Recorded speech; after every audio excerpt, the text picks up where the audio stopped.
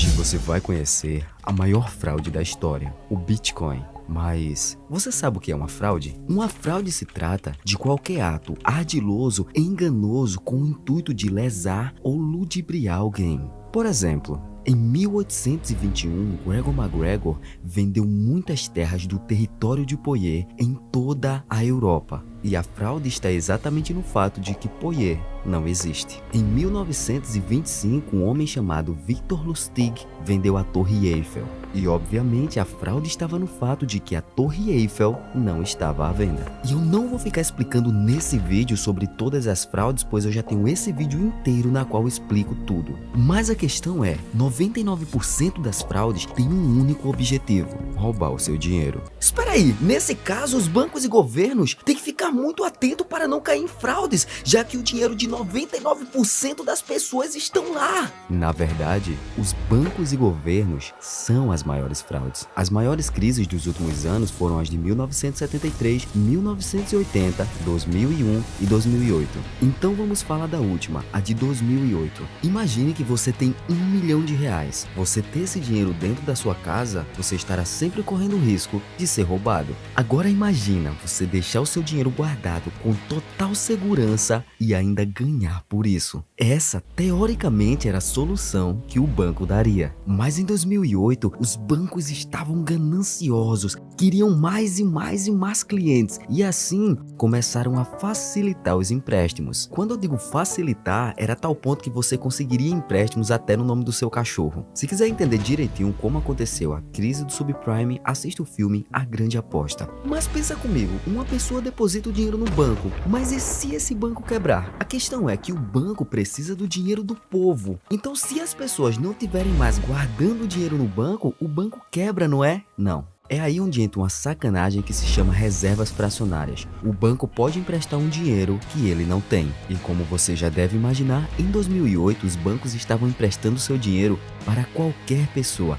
independente se a pessoa teria ou não condição de pagar. Mas o pior é o que vem a seguir. No momento em que aconteceu a grande crise em que os bancos estavam quebrando, eles recorrem ao Banco Central. E o Banco Central empresta dinheiro para os bancos, para eles não falirem.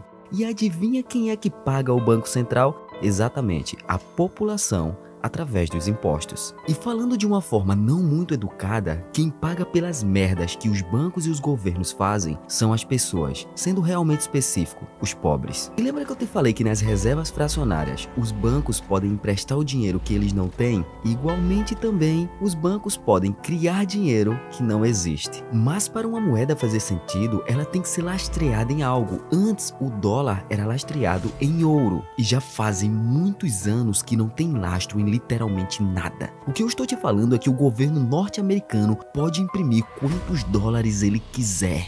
E obviamente isso só aumenta a inflação, que aumenta os impostos, e quem se lasca é o povo, sendo mais específico, os mais pobres. Mas será possível que ninguém nunca pensou em nada para resolver esse problema? Na verdade, você sabe quando o Bitcoin foi criado? Exatamente em 2008, no mesmo ano da crise do subprime. Mas 11 anos antes, um homem chamado Nick Szabo tentou criar algo que é bem parecido com o Bitcoin. Sim, eu estou falando de décadas anteriores das primeiras tentativas da criação da moeda descentralizada, uma chamada B-Money e a outra BitGold. Peraí, existe uma razão ideológica para a criação do Bitcoin? Sim.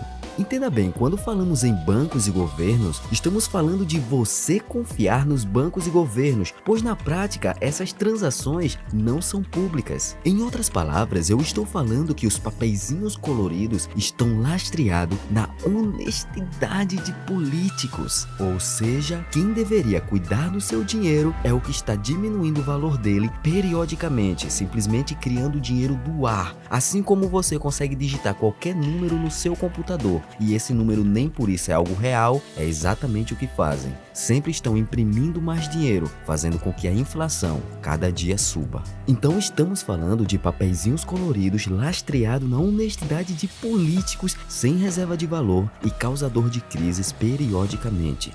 Essa porcaria não tem como dar certo. E caso você esteja pensando que precisamos de um sistema financeiro que não é controlado pelos bancos e governos, mas sim pelo povo, seja muito bem-vindo. ao Bitcoin. Agora eu vou te explicar como o Bitcoin foi criado e como ele funciona.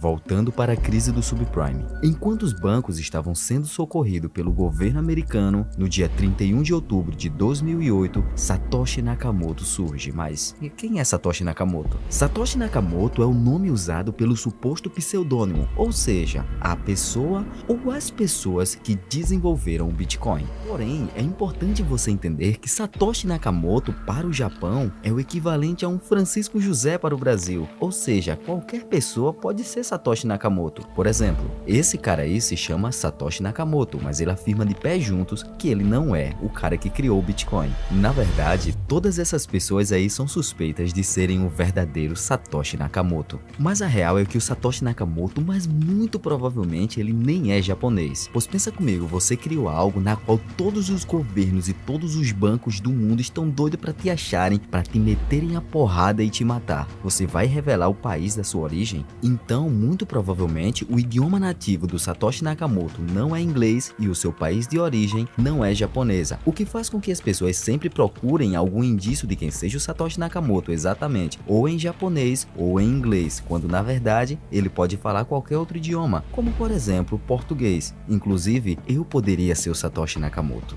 Não, mas peraí, eu falei que todos os bancos e todos os governos do mundo querem matar o Satoshi Nakamoto, mas por quê? Então, em uma lista de e-mails totalmente criptografado, o Satoshi explica o sentido do Bitcoin. E já começa assim: Bitcoin, sistema de dinheiro eletrônico de pessoa para pessoa. Caso você queira todos os detalhes, eu te recomendo ler o white paper completo, mas as principais premissas são ser uma moeda descentralizada, autônoma e segura. Sim, quando eu falo descentralizada, eu estou falando independente de bancos e governos, ou seja, agora você não precisa mais pagar taxas, juros e impostos. Descentralizada de bancos e governos. Mas como é possível fazer isso? Bem, no dia 3 de janeiro de 2009, o Satoshi lançou a blockchain. Que diabos é blockchain?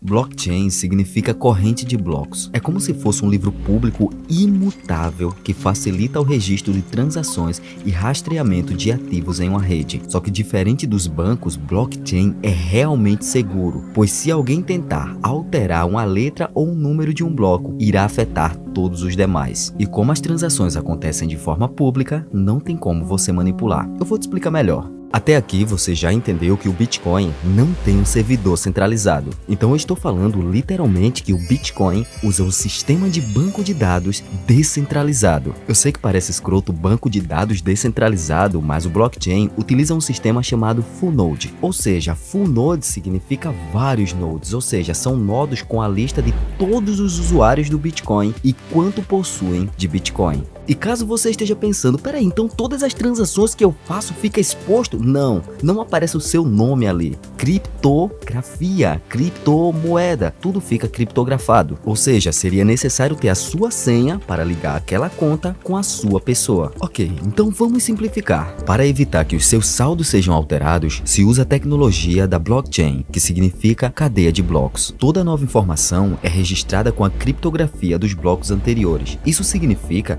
que se alguém tentar alterar, causará falha na criptografia de todos os blocos seguintes. E é por isso que se alguém tentar mudar algo na carteira, ela se tornará inválida. Então, quando se manda dinheiro, na verdade está mandando uma mensagem para todos os nodes, dizendo que está tirando dinheiro da carteira X e mandando para a carteira Y. Peraí, mas dessa maneira todo mundo então vai poder atualizar seus saldos e informações. Então isso seria uma brecha para uma pessoa poder fazer a seguinte malandragem. Imagina que eu tenho um único Bitcoin e eu decido enviar esse meu único Bitcoin para duas pessoas diferentes. Se fosse no sistema tradicional dos bancos, seria fácil. Eu enviei para duas pessoas diferentes todo o valor que eu tenho. O primeiro que compensar ficará com o dinheiro e o segundo, o dinheiro será devolvido por falta de fundos. Ou seja, esse problema é fácil de resolver quando há um servidor central do banco, porque ele determina as ordens. Daí ele sabe quem pegou primeiro, mas como o Bitcoin não tem um servidor central, isso significa que blockchain é uma porcaria, não é? Não. O Bitcoin não tem um servidor central, mas tem milhares de full nodes. E realmente as duas mensagens podem chegar em ordem diferente em nodes diferentes. Nesse caso, para resolver o problema, é necessário que a primeira mensagem seja aceita e a segunda seja recusada. Tá, mas como definir qual é a que vale e a que não tem fundos? Bem, para isso você tem que usar um tipo de nodo especial chamado mineradores. É o que você pensou mesmo, mineração de bitcoins, o que fez o preço da tua placa de vídeo subir tanto, exatamente isso mesmo. E são exatamente esses nodos que fazem o primeiro ser o ok e os demais serem recusados. Mas de qualquer jeito, tem milhares de pessoas minerando o tempo todo. Como saber qual foi a que minerou primeiro? Todas as transações são colocadas no Memory Pool, que é um conjunto de transações temporárias. Elas são temporárias, pois a cada 10 minutos o minerador que resolver a charada ganhará o direito de minerar o bloco. Ou seja, a Memory Pool ainda não é válida, apenas está na memória para aquele que conseguir resolver a charada primeiro. Daí, esse minerador que resolveu a charada primeiro vai pegar os blocos da Memory Pool e ordenar criando um novo bloco. Porém, esse novo bloco agora será totalmente impossível de ser alterado. Inclusive, esse bloco será usado pelos demais mineradores como o bloco válido. Então isso significa que a cada bloco, apenas um minerador é autorizado a ordenar o bloco. Então, a mineração serviu inicialmente para a distribuição do Bitcoin. Mas você tem percebido que quanto mais o tempo passa, vai ficando mais difícil minerar Bitcoin? Você sabe a razão disso? Como você já entendeu, para cada bloco minerado, os mineradores ganham uma recompensa em Bitcoin. Mas essa recompensa está sempre caindo por causa do halving. Eu vou te explicar. Inicialmente, a recompensa era de 50 Bitcoins. E sempre que acontece o halving, a recompensa cai para metade. E por isso que eram 50 Bitcoins por bloco em 2009, 25 em 2012, 12.5 em 2016 e assim por diante. Isso é o halving. Então isso significa que a mineração de Bitcoin vai acabar, não é? Não, porque a mineração não acontece apenas para minerar os bitcoins que ainda existem, mas também quando acontece uma negociação se paga uma taxa e essa pequena taxa é o que vai exatamente para os mineradores. Mas pensa comigo, e quanto será que o Satoshi Nakamoto minerou de Bitcoin se ele pôde minerar bem no início? Para você entender melhor, no início as pessoas não tinham essa visão de que dava para ganhar muito dinheiro com Bitcoin. As pessoas simplesmente davam Bitcoins umas para as outras.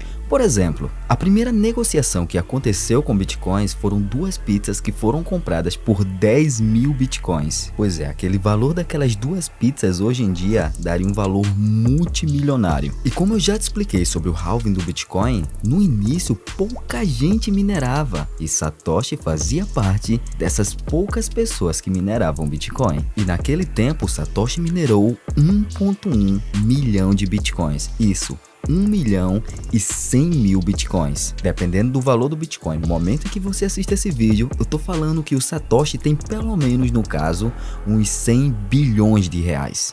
Caraca. Ele é um dos mais ricos do mundo. Porra. Provavelmente o mais rico do mundo. Ok, eu vou te explicar isso do Satoshi Nakamoto ser o verdadeiro homem mais rico do mundo atualmente.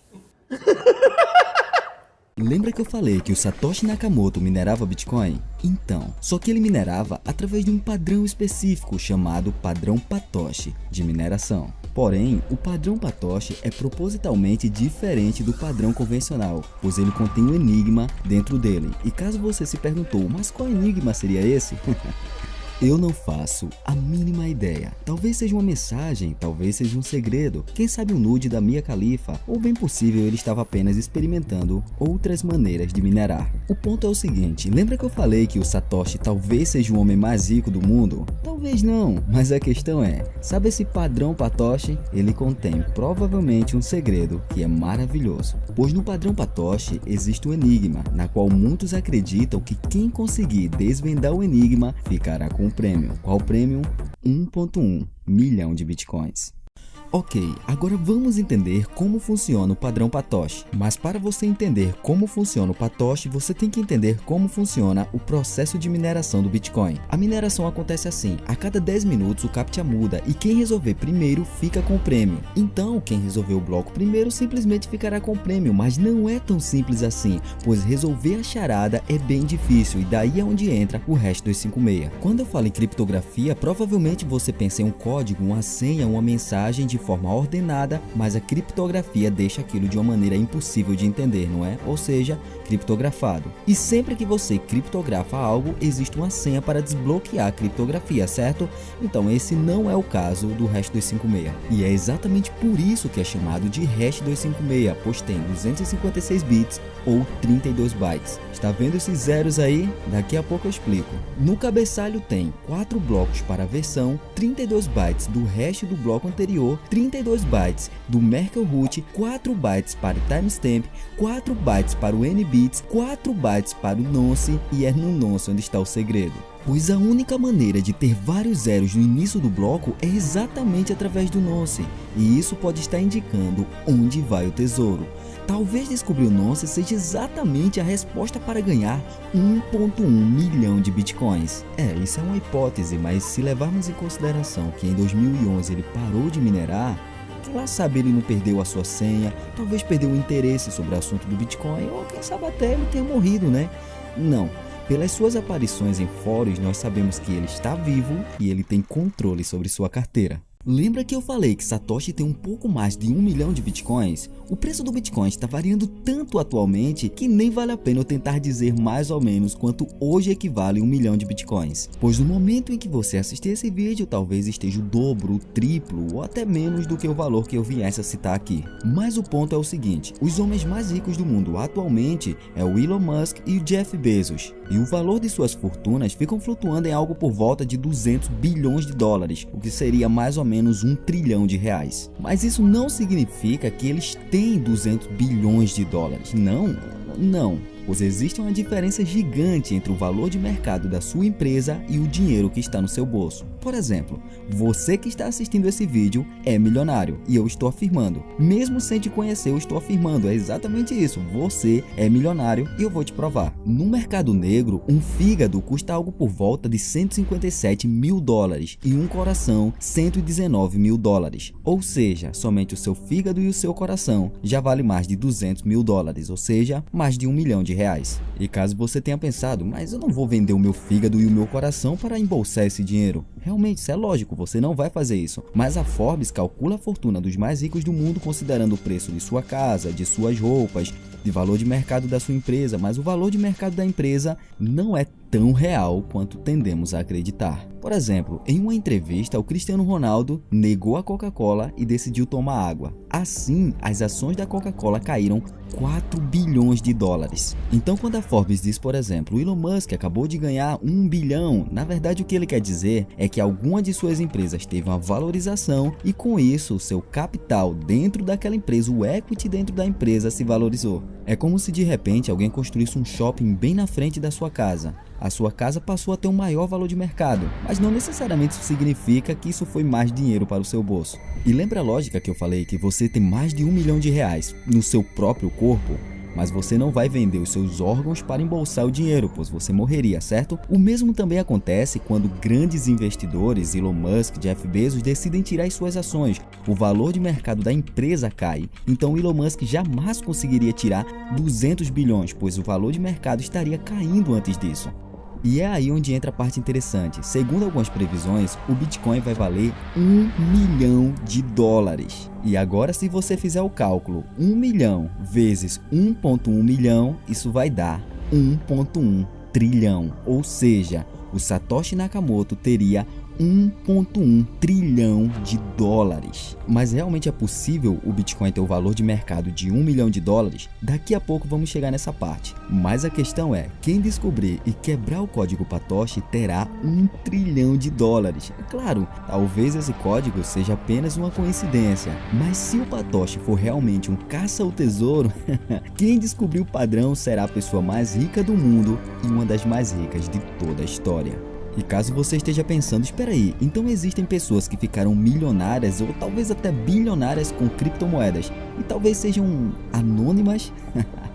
Você já se perguntou quem deve ser a pessoa mais rica que ficou rica com criptomoedas, ou seja, o maior bilionário das criptomoedas? Em janeiro de 2008, com apenas 25 anos de idade, um jovem chamado Sam Bankman-Fried, também conhecido como SBF, tinha acabado de sair de Wall Street. E ele percebeu uma oportunidade no mercado financeiro de fazer muito dinheiro. Ele percebeu que, devido ao entusiasmo dos investidores locais, havia uma diferença de preço do valor do Bitcoin nos Estados Unidos e no Japão. E eu estou falando de uma diferença de 10% do valor do Bitcoin, ou seja, perfeito para operar, fazendo arbitragem. E para piorar a loucura, no mercado coreano a diferença era de 30%. O que eles chamavam isso de Kimchi Premium.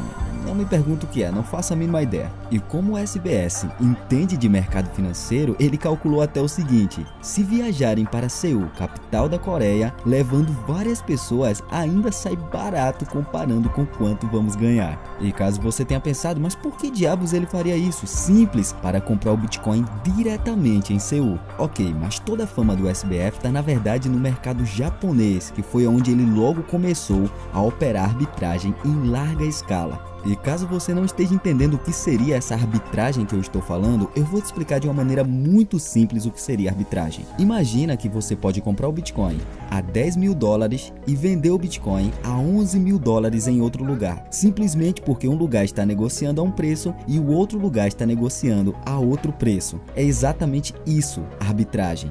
Vamos pegar uma lógica diferente. Imagine que você compra um iPhone 13 por R$10.000 e vende para outra pessoa por R$11.000. Ok, agora que você entendeu como funciona a arbitragem, vamos entender a aplicação do SBF. Após descobrir essas oportunidades incríveis, o SBF começou a agir da seguinte maneira: a execução era de larga escala, mas o FBF precisava de pessoas para auxiliá-lo. E assim, ele criou uma empresa chamada Alameda Research em Berkeley, na Califórnia. E daí, ele incluiu alguns pequenos bancos em áreas rurais do Japão e usava a arbitragem com prêmio regional, fazendo assim algo por volta de $25 milhões por dia. Inclusive, o próprio SBF disse o seguinte: pode contar, esse é o negócio mais louco que eu já vi. E assim, a fortuna do SBF passou de $10 bilhões, se tornando o maior bilionário das criptomoedas. Alguns acreditam que a sua fortuna é de $24 bilhões, mas eu não encontrei nenhum dado que comprove fechado de que realmente é isso. Mas todos concordam que com certeza passa de $10 bilhões. Então ele é bilionário com criptomoedas e ponto final. Não, peraí. O maior bilionário das criptomoedas, ele ficou bilionário fazendo trade então. Exatamente. O SBF, basicamente, por entender de mercado financeiro, percebeu um detalhe aonde ele poderia ganhar muito dinheiro e aproveitou o momento. Então, o SBF não fez um buy and hold com Bitcoin, seguiu os princípios fundamentalistas do... Não teve nada disso. Lembra que eu falei que é possível o Bitcoin chegar a $1 milhão? Então, tem um erro nessa frase, porque aqui eu estou atrelando o valor do Bitcoin ao dólar. Mas na verdade, um Bitcoin vale um Bitcoin.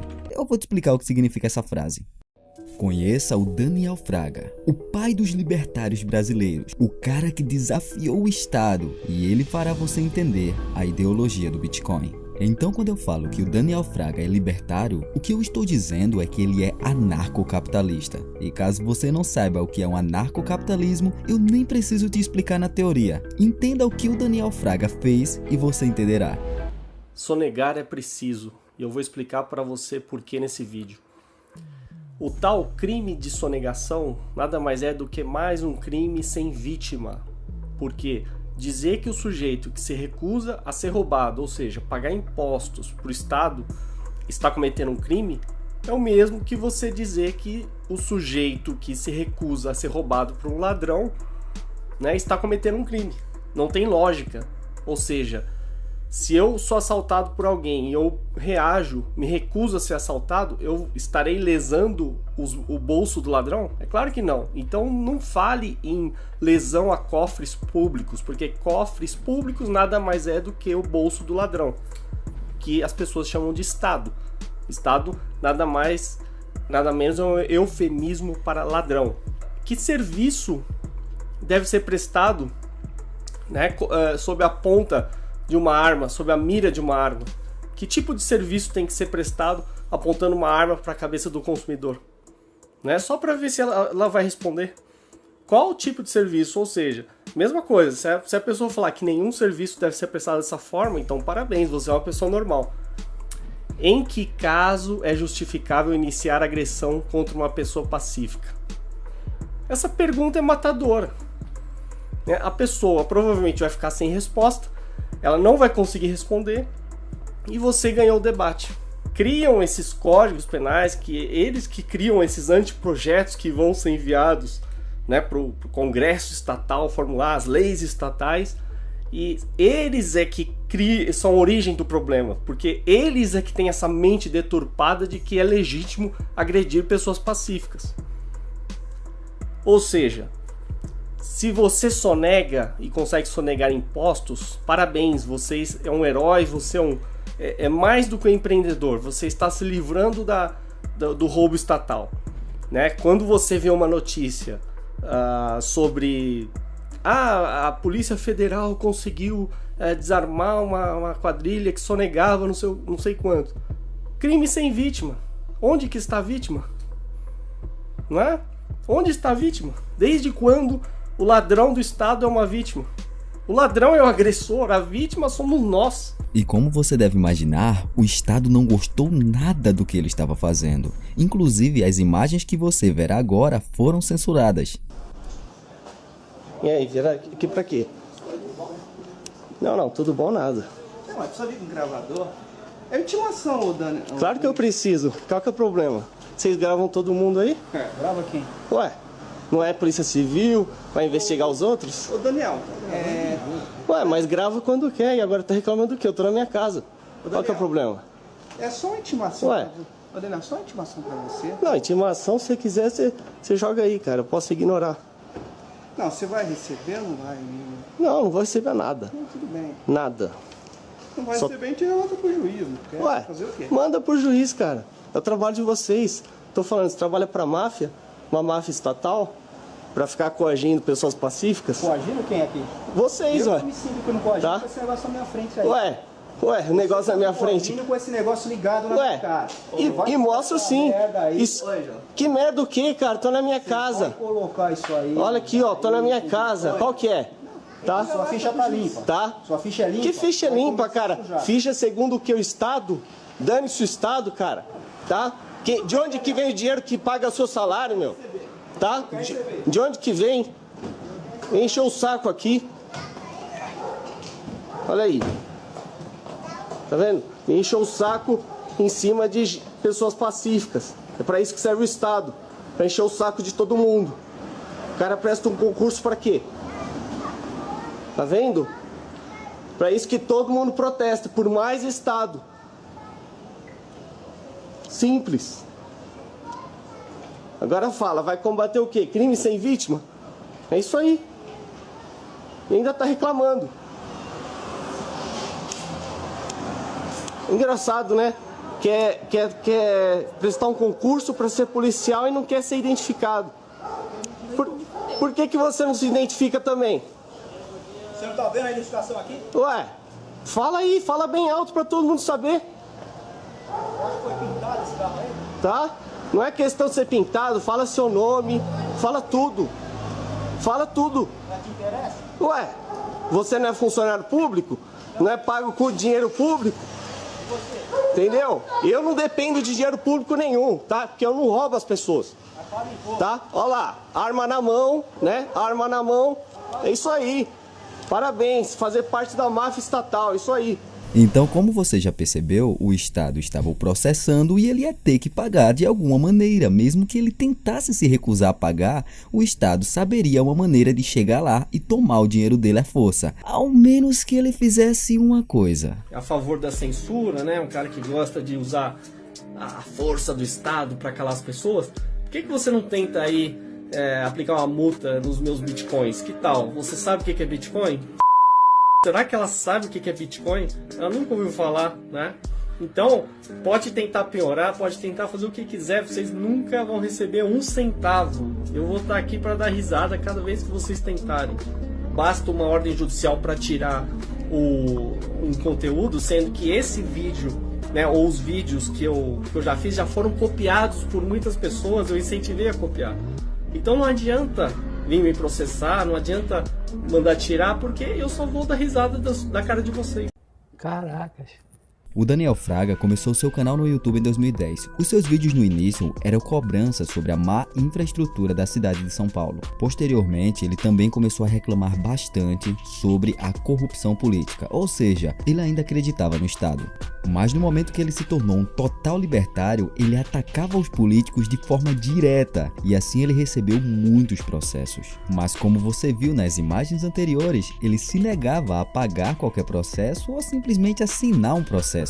Até porque, quem é que vai julgar a causa? O Estado. Então, um cara que se nega a pagar impostos, fazendo críticas ao governo, políticos e bancos, sendo julgado pelo Estado, com as leis estatais, você já sabe qual é o resultado disso. Sim, é exatamente isso que você ouviu. Assim como ele criticava o Estado, ele também criticava os bancos, mas aí ele entrou em maus lençóis, porque tanto os bancos quanto o Estado não iam muito com a cara dele. Ou seja, as suas contas nos bancos foram bloqueadas e o Estado estava processando. Então não era nem questão de esperteza, a sua única opção era colocar todo o seu dinheiro em Bitcoin. E foi exatamente isso que ele fez.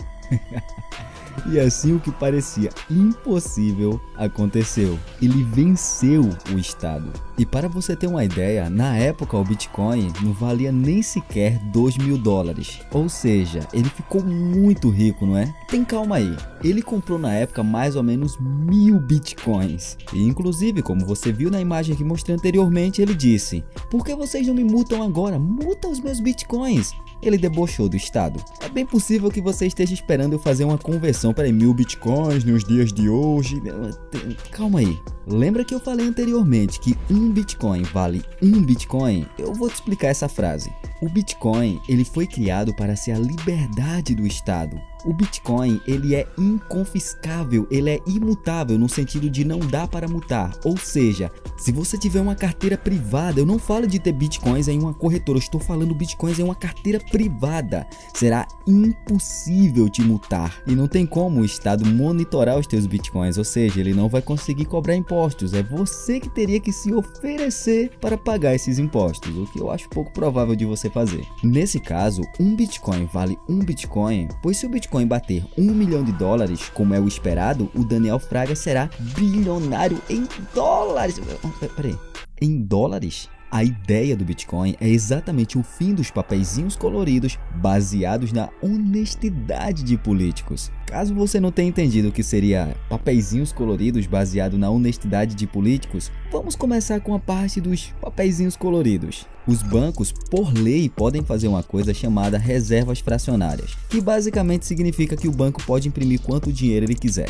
Mas se você inventar de imprimir o seu próprio dinheiro, artigo 297, 302 e 304, você vai preso. Sabe aquela inflação na Venezuela na qual o país está em uma calamidade? Pois é. Então, teoricamente, acontece assim: os bancos precisam ter algo por volta de 10, 20% do valor real do que ele empresta. Vou te explicar. Um banco ganha dinheiro da seguinte maneira: uma pessoa vai até o banco, deposita R$1.000. Os bancos pegam aqueles R$1.000 e empresta para outra pessoa, porém cobrando um juros mais alto. Você empresta R$1.000 e ganha, por exemplo, 1.100. E a outra pessoa que pegou o dinheiro emprestado no total do mesmo período de tempo pagará 2.000. E o banco ganha com essa diferença. Mas para realmente lucrar, ele pode usar uma estratégia. Imagina que uma pessoa está querendo emprestado R$100.000, mas o banco não tem esse dinheiro, pois ninguém colocou 100 mil. Bem, e se o banco emprestar esse dinheiro que não existe? E como ele faz isso? Reservas fracionárias. O banco empresta um dinheiro que ele não tem. É por isso que se todas as pessoas sacarem um dinheiro ao mesmo tempo no banco, qualquer banco quebra, pois o banco não tem dinheiro para pagar todo mundo. Quer dizer... não quebra, porque nessas horas os bancos pedem auxílio ao Banco Central, que imprime ainda mais dinheiro, que na qual será impostos para você para pagar os bancos. Ou seja, você paga imposto por pagar imposto e paga imposto porque os bancos fizeram uma coisa errada, que é um crime se você fizer, mas se o banco fizer, não é crime, mas mesmo assim você vai pagar imposto pelo que o banco fez. E caso você esteja pensando, mas quem aprovou essa porcaria? Agora vem a segunda parte da frase dele, baseado na honestidade de políticos. Eu não sei se você sabia dessa informação, mas se não sabia eu vou te passar agora. Existe corrupção na política. E agora eu vou te falar como a corrupção na política funciona. Sim, eu vou jogar o esgoto no ventilador.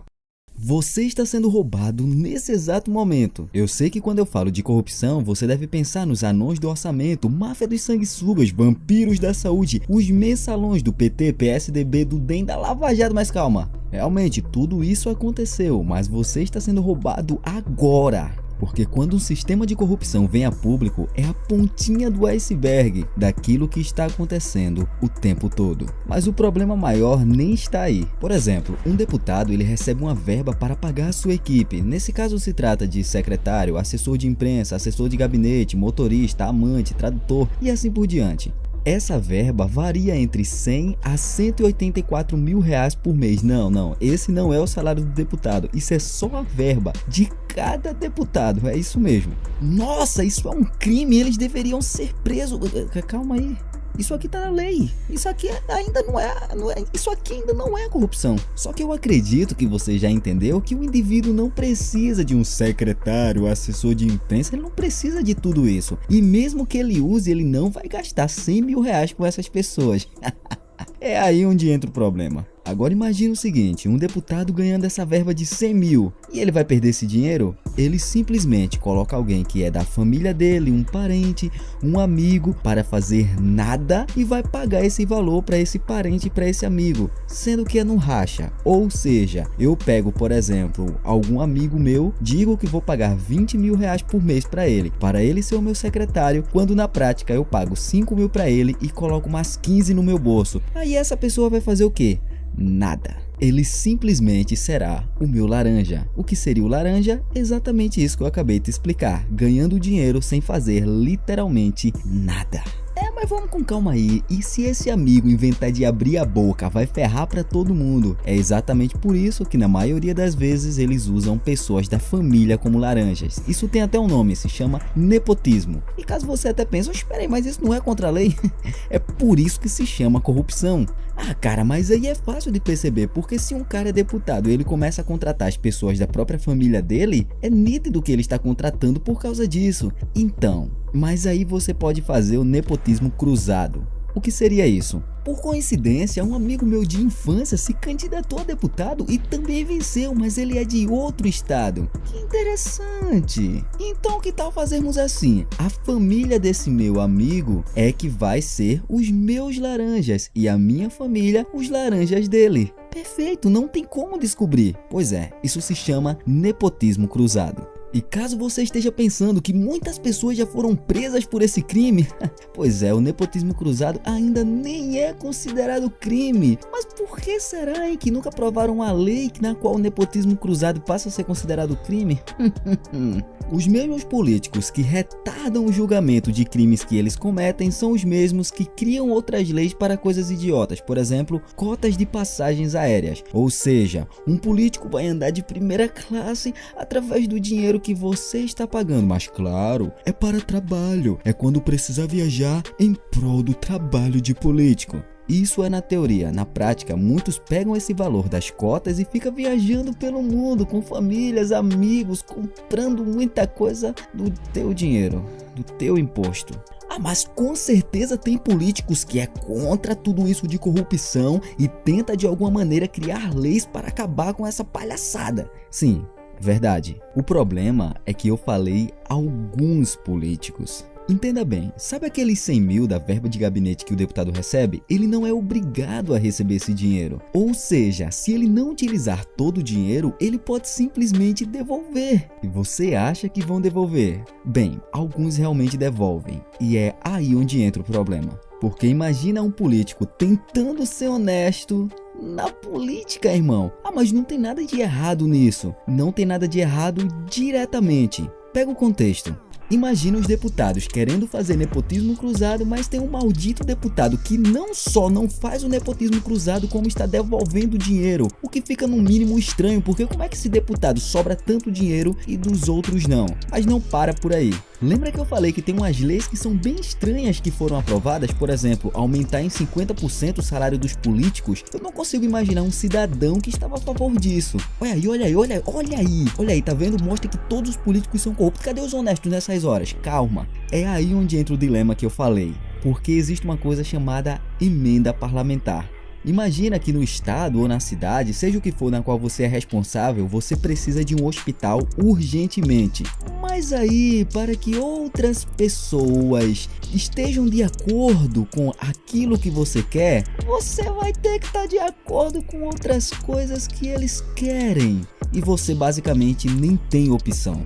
Não, mas eu vou ser contra e não vou concordar jamais com tudo isso. Pois é, você vai ser boicotado. Eu vou explicar em outras palavras. Se você não quer ajudar os outros políticos com as suas corrupções, eles também não vão te ajudar. Até aqui parece estar tudo bem, mas eles vão conseguir aprovar as leis mesmo sem a tua ajuda. E você vai continuar não conseguindo ajudar o teu estado, a tua cidade, seja lá o que for. Ou seja, se ele fizer aquilo que é errado em prol de alguma coisa que é boa, ele vai estar contra os seus princípios éticos, mas pelo menos ainda está fazendo bem. E se ele for contra, ele vai estar fazendo o mal e não vai conseguir sequer fazer o bem. Então, entre uma coisa e outra...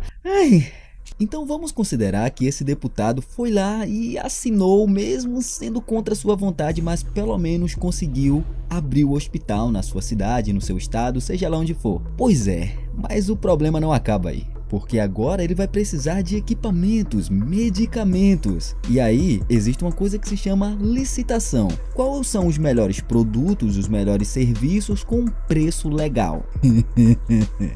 Acho que você já entendeu que não é assim que rola, né? Imagina o seguinte, precisam comprar vacinas para a sua cidade. Cada vacina custa R$1, mas tem outra fabricante que produz uma vacina bem porcaria que custa R$10. Basicamente vão entrar em um acordo na qual vão pagar para essa fabricante R$2, o dobro do preço em cada vacina, mas eles vão mostrar no papel que pagou R$10 por cada vacina. Sendo assim, quem fabricou as vacinas vai ganhar mais dinheiro e os políticos também, mas a população vai estar usando uma vacina que tem menos eficácia ou quem sabe até que nem funciona. E caso você ache que é um grande gasto público um deputado ganhar mais de 60 mil por mês, mais subsídios e cotas, ok, os salários dos parlamentares consomem mais de 558 milhões, mas de corrupção política o Brasil gasta mais de 100 bilhões por ano. Agora você está entendendo a ideologia do Bitcoin? Um Bitcoin vale um Bitcoin, pois a ideia do Bitcoin é não pagar impostos para o Estado.